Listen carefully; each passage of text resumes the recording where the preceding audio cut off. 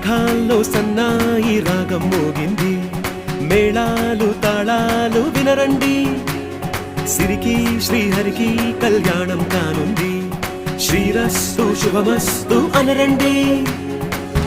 అచ్చతలు గంటో పెళ్లికి అర్థం చెప్పారంటూ, మెచ్చదగు ముచ్చట ఇది అని సాక్ష్యం చెబుతామంటూ, జనులంతా జై కొట్టేలా జరిపిస్తామండి.